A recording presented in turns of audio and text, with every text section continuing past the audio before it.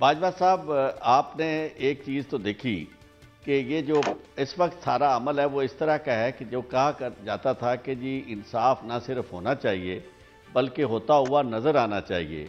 अब ये सूरत हाल है कि बेइंसाफ़ी ना सिर्फ होनी चाहिए बल्कि होती हुई नज़र भी आनी चाहिए।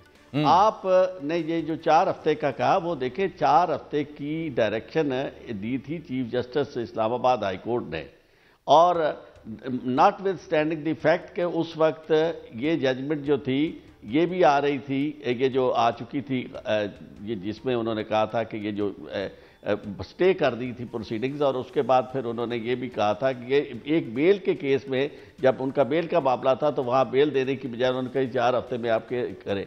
और जबकि डिवीजन बेंच जो है उसका फैसला ये था कि ये ट्रायल जो था ये विशिएट होता है जो जेल में है, और जेल में ट्रायल नहीं होना चाहिए। डिवीजन बेंच का फैसला जो था वो गालिबाना था और उसके मुताबिक उन्हें पेश करना था, लेकिन ये एक पहली दफा नहीं हो रहा। इससे पहले आपने देखा कि 90 दिन के अंदर इंतखाबात करवाने का फैसला सुप्रीम कोर्ट का फैसला था, आइन के मुताबिक फैसला था, और जब नए चीफ जस्टिस ने फैसला किया तो उसने ये नहीं देखा कि वो फैसला उमर था बंदयाल का नहीं था, वो सुप्रीम कोर्ट का फैसला था। उन्होंने उसको टच तक नहीं किया। उन्होंने यानी 90 दिन के अंदर इंतखाबात ना कराने वाला अमल जो था उसके जो जिम्मेदार थे, जो पार्लियामेंट थी, जो उस वक्त गालियां दे रहे थे, जो आइन की तौबाना करने के लिए बाहर आके हमला कर रहे थे, फजलुर रहमान जुलूस निकलवा रहा था, सारे के सारे उसमें शामिल थे, उनको नहीं पूछा। उन्होंने कहा कि ये जनाब प्रेसिडेंट जो थे ये प्रेसिडेंट की जिम्मेदारी थी और उन्होंने क्यों नहीं अनाउंस किया।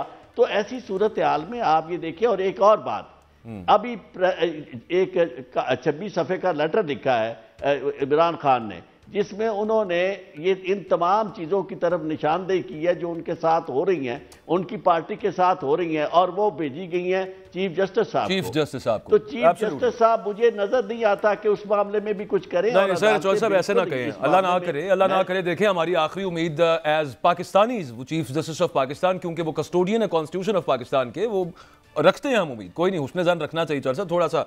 बाजवा साहब अगर ऐसा वो कर दे तो हमारे हीरो होंगे। आप देखें, मैं आपको एक कर्ज करूं, उनसे बड़ी तवक्कुआत थी। इस वक्त मुझे सिर्फ एक नजर आ रहा है कि ये इस वक्त सिर्फ अवाम है पाकिस्तान जो है, पाकिस्तान के अवाम, पीपल्स ऑफ पाकिस्तान जो है, सिर्फ उनके हाथ में अल्लाह के बाद ये सारा मामला है। बाकी सारी सिर्फ वो देखिए वो होना तो अदालतों से। मैं सिर्फ ये कह रहा हूं, चलें आप, ये परसेप्शन की बात है सर, अल्लाह करे, ये परसेप्शन की बात है, रियलिटी से ज्यादा इंपॉर्टेंट होता है। नहीं, दुआ करते हैं सर, दोनों दुआ करते हैं। पंजोता साहब, क्या मामला है सर साइफर केस के अंदर? कुछ ऐसे लग रहा है जैसे जहन बन गया हुआ है, सजा देनी है, 4 हफ्ते के अंदर खत्म कर देना है ऑन एंड फाइनल इलेक्शन से पहले। और वो कुछ बड़ी इंटरेस्टिंग जो उनके साथ जज, उनका नाम क्या है, अबुल हसनात जुल्करनैन, वो थोड़ा सा टंग ट्विस्टर टाइप भी है पंजोता साहब, उनसे जो आपकी बातचीत रही है अदालत में, वो क्या, जरा वो भी बता दीजिए, और फिर अगले टॉपिक की तरफ हमें जाना जरा ब्रीफली। बहुत शुक्रिया, बड़ी नवाजिश बाजवा साहब। गुजारिश ये है कि इस जो सारा केस है ना, इसके अंदर जो खुफिया वाला लफ्ज़ है ना, वो बड़ा ज़्यादा इस्तेमाल हुआ है। ऑफिशियल सीक्रेट्स एक्ट पहला, उसके तहत ये मुकदमा दर्ज हुआ, फिर छुपा के गिरफ्तारी की गई, खुफिया गिरफ्तारी की गई, खुफिया रिमांड हुआ। 30 तारीख को हम खान साहब से जब मिलते हैं तो उनसे पूछा जाता है तो उन्हें पता ही नहीं है कि मेरा रिमांड या मेरी गिरफ्तारी हुई है। हालांकि जो आइन है वो बड़ा वाज़ेह है कि अगर आपने किसी शख्स को गिरफ़्तार करना है तो 24 घंटों के अंदर अंदर मुतलका कोर्ट के अंदर पेश करना है, लेकिन ऐसा नहीं किया गया।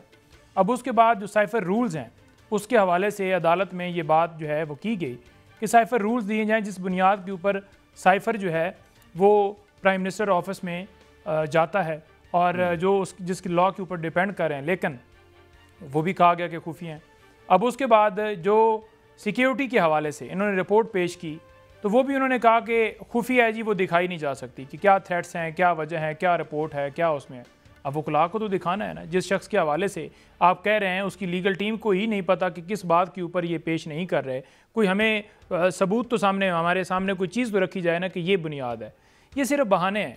खान साहब की तस्वीर का खौफ है, खान साहब के जो है वो सामने आने का खौफ है, उनके अल्फाज का, उनके बयानात का खौफ है, और उस वजह से ये बहाने बनाए जाते हैं। खान साहब ने खुद ये कहा कि मैं सुप्रीम कोर्ट में पेश होना चाहता हूँ, जो नए वाला मामला वहाँ पर फिक्स हुआ, लेकिन नहीं पेश किया गया। इलेक्शन कमीशन ने उनको तलब किया, वहाँ पर पेश नहीं किया गया। ये बार बार मजिस्ट्रेट जो हैं वो हुक्म देते हैं डिस्ट्रिक्ट कोर्ट के, वहाँ पर पेश नहीं किया गया। अब इस तरह से ट्रायल नहीं चल सकता। 4 हफ्तों के अंदर ट्रायल को जो है कंक्लूड करने के हवाले से शाह महमूद कुरैशी की बेल के अंदर ये कहा जा रहा है, ठीक है, वहाँ पर बेल का मामला है, और उसके अंदर ये कह देना कि जनाब 4 हफ्तों के अंदर अंदर ख़त्म किया जाए। भाई क्यों, क्या स्पीड है? क्या दूसरे केसेस के अंदर भी कोई केस आपके पास बेल वाला आता है तो आप ऐसी डायरेक्शंस दी जाती हैं कि आप जल्दी ख़त्म करें? सिर्फ और सिर्फ इनको ये था कि तोशा खाना वाला जो मामला है वो इस्लामाबाद हाई कोर्ट के अंदर पेंडिंग है डिस्क्वालिफिकेशन के रिलेटेड, क्योंकि इलेक्शन कमीशन ने एक बोगस झूठा नोटिफिकेशन निकाला था, तो उस ऑर्डर को हमने सस्पेंड करने के लिए दरख्वास्त दी हुई थी जो कि कल लगी हुई थी, और उसके अंदर भी फैसला महफूज कर लिया गया है। अगर वो कल ही फैसला सुना दी जाता, उनका ऑर्डर, वो जो ऑर्डर है वो सस्पेंड हो जाता, तो खान साहब बहल हो जाने। पंजोता साहब अगर ही बड़े हैं ना सर, चेयरमैन पीटीआई ये गौर साहब का उनके ऊपर इंतखाब ना होता, और ये सिर्फ -1 के लिए जो फार्मूला इन्होंने अपनाया था, लेकिन इस तरह जो है माइनस इमरान खान नहीं किया जा सकता।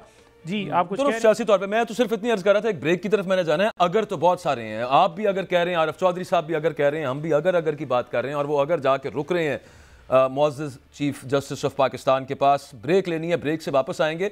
वो देखी होगी आपने एक वो एक ज़ाती गुफ्तगू बुशरा बीबी की लतीफ़ कोसा साहब के साथ, वो भी आ गई है जनाब। अब अच्छा वो आए जा रहे हैं ऑडियो लीक्स, और वो आर्टिकल 14 भी है, वो वहीं का वहीं वो इनवायलेट, मतलब वो वायलेट होकर वहाँ पे पड़ा हुआ है। वो वैसे वो कहता है कि ये इनवायलेबल है प्राइवेसी और डिग्निटी पाकिस्तान के शहरियों की, लेकिन अच्छा उसकी रखवाली भी खैर करती तो सुप्रीम कोर्ट नहीं है, और एक वो जो ऑडियो लीक्स कमीशन बना था उसके सरबराह भी चीफ जस्टिस पाकिस्तान है माशाल्लाह से। एक ब्रेक के बाद आते हैं, इस पर बात करते हैं। इसलिए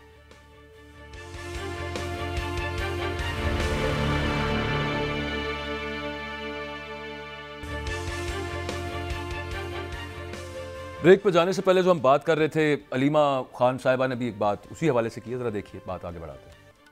ये अलीमा खान साहिबा आर्टिकल 14(1) कॉन्स्टिट्यूशन ऑफ पाकिस्तान, उसके वायलेट होने का शिकवा कर रही थी मुसद्दिक अब्बासी साहब। इसके अलावा आर्टिकल 16 भी है, 17 भी है, 19 भी है, ये जो फंडामेंटल राइट्स हैं वो किसी काम के नहीं है। वो क्या करना है फिर हमने ऐसे कॉन्स्टिट्यूशन को? सर ये तो वहाँ के वहीं पड़े हुए हैं, और जिनका काम है कि इनको सेफ गार्ड करें, वो कुछ कर नहीं रहे। असल में बात यह है कि जब सियासी बयानिया किसी के पास नहीं रहता तो फिर वो किरदार कुशी पे आ जाता है। वो इसे कहते हैं ना इंग्लिश में बिलो द बेल्ट, फिर वो इस तरह से करना शुरू कर देता है। इन सब चीज़ों का मकसद एक ही है कि किसी तरह से अभी बुशरा साहिबा के मतलब ऑडियो लीक करना या इनके लीक करना, ये सिर्फ उन पे प्रेशर डालना इमरान खान पे, किस तरह वो ब्रेक हो जाए।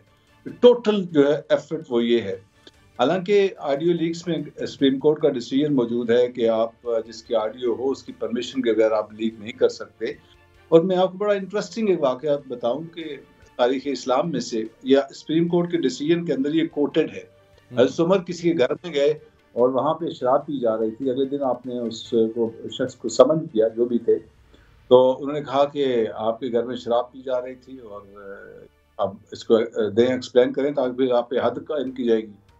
तो उन्होंने कहा कि आपने बात यह कि 3 वायलेशन की हैं। एक बगैर इजाज़त मेरी प्रेमिसेस में आप गए हैं, घर की हद को आपने क्रॉस किया है और खुफिया तरीके पे आपने मुझे देखने की कोशिश की है। तो ये तजस्सुस जो है, ये तो कुरान में सूरह हुजरात के अंदर इसको मना किया गया है कि आप किसी किस्म का गैर ज़रूरी तजस्सुस नहीं कर सकते, बल्कि तजस्सुस गैर ज़रूरी गुनाह है, कुफर है, गलत है। तो उसने उनसे माफ़ी मांगी और उसके अंदर डिसीजन मौजूद है। ये रिट्रीव, उन्होंने अपना पूरा जो मुकदमा था या केस वापस ले लिया। हम उन लोगों के मानने वाले हैं, ये हमारे इस्लाफ हैं, लेकिन जो हमारी हरकतें हैं वो इखलाकी लिहाज से, कानूनी लिहाज से, दस्तूर के